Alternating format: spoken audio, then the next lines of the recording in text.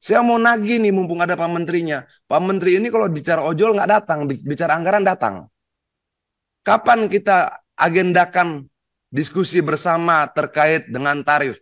Kenapa? Karena kemarin dari Kementerian Perhubungan disampaikan bahwa tarif hemat itu tidak melanggar hukum. Bagi saya itu kelewatan. Kenapa? Karena itu katanya berdasarkan perjanjian mereka. Pak Menteri baiknya baca pasal 1320 tentang sahnya syarat-syarat perjanjian, bahwa Kementerian Perhubungan sendirilah yang kemudian mematok 20%. Artinya tidak ada boleh perjanjian lain yang pungutannya di atas 20%. Program-program apapun itu dengan sendirinya batal demi hukum. Nah, menurut saya Pak Menteri, pernyataan-pernyataan begini jangan dikeluarkan dulu sebelum kita selesaikan diskusi di antara kita pimpinan. Seperti yang dijanjikan waktu rapat kerja dengan Pak Wamen ya. Ya, itu berapa hari itu? Terima kasih pimpinan. Terima kasih Pak Adian. Ya, memang ini persoalan kecelakaan saya kira menjadi penting untuk dibicarakan. Tapi tentu kita mesti cari momen yang tepat barangkali. Paling tidak masukan-masukan ini menjadi peringatan dari Pak Awah buat Pak Menteri dan semua jajarannya. Kemudian Pak Edi Purwanto, silakan Pak Edi. Terima kasih pimpinan. Assalamualaikum warahmatullahi wabarakatuh. Pimpinan dan teman-teman anggota Komisi 5 DPR RI, kemudian Pak Menteri dan seluruh jajarannya. Saya mungkin menyambung dengan teman-teman tadi kaitan dengan masalah KMP yang menjadi trending sampai hari ini, kecelakaan itu. Pak Menteri tadi bicara ada manifest. Sementara teman-teman ada juga bicara tidak ada manifest. Kalau misalnya manifest itu ada, ternyata ada 5 orang yang tidak masuk dalam manifest. Yang pertama, Mardiana Tri Susanti. Yang kedua, Jimmy umur 11 tahun. Yang ketiga, Asrop Nathan umur 7 tahun. Yang keempat, Dina dan Bintang umur 2 tahun. Berarti kalau misalnya ada manifest dan tidak ada manifest, jangan-jangan pimpinan ini juga ada odol, overload dalam kapal. Misalnya penumpangnya misalnya sekian ton, tapi ternyata lebih dari itu, sehingga nggak bisa mengcover. Jadi odol ini bukan hanya di darat ternyata, bisa saja overload-nya juga pada kapal. Kalau kita lihat misalnya ternyata kapalnya juga tidak terlalu tua, 2010. Jadi sebenarnya masih layak sebenarnya. Artinya ada masalah di sistem transportasi kita. Dan ini bagus bagi Pak Menteri karena Pak Menteri baru supaya belanja masalahnya lebih total. Sekali lagi saya mengajak keurusan nyawa nggak boleh kita main-main. Nyawa itu prioritas. Keselamatan rakyat adalah hukum tertinggi dalam suatu negara. Itu Cicero seperti itu. Dan ini harus menjadi pedoman bagi kita bersama. Yang kedua, ya mungkin menyambung kaitan dengan Pak Adian tadi kaitan dengan ojol. Pak Menteri, publik nunggu Pak. Kita sudah 2 kali RDP, yang pertama Pak Wamen kita belum lanjutkan, yang kedua baru kita lanjutkan. Dan kemarin Pak Wamen juga janji akan menindaklanjuti hasil diskusi kita kemarin, walaupun kawan-kawan tercengang.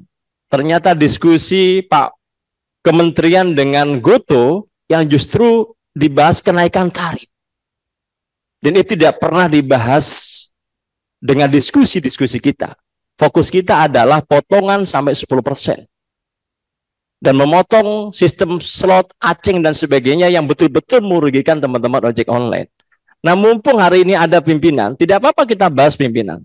Karena mumpung ada Pak Menterinya, yang harapan kita, Pak Menteri mampu membuat decision maker, keputusan yang paling penting buat rakyat Indonesia. Karena selain korban itu kita semuanya berduka tentu, tapi menyangkut dengan 20 juta rakyat Indonesia yang tergantung kepada ojol, kita juga tidak bisa main-main. Artinya yang tadi investigasinya harus dioptimalkan. KNKT tadi Pak Lokot ya luar biasa, yang 4 tahun bisa 7 tahun, ternyata cuma 1 orang. Sebuah negara yang besar begini agak lucu. Jadi banyak PR yang harus diselesaikan, walaupun anggaran kita sangat cekak. Terakhir Pak Menteri, saya sebenarnya nggak mau bicara ini, tapi memang dapat mandat dari teman-teman di Kabupaten Bungo. Itu ada Bandara Muara Bungo. Di situ untuk 7 kabupaten, 6 kabupaten di Jambi dan 1 kabupaten Damastraya yang bisa menggunakan Bandara Bungo.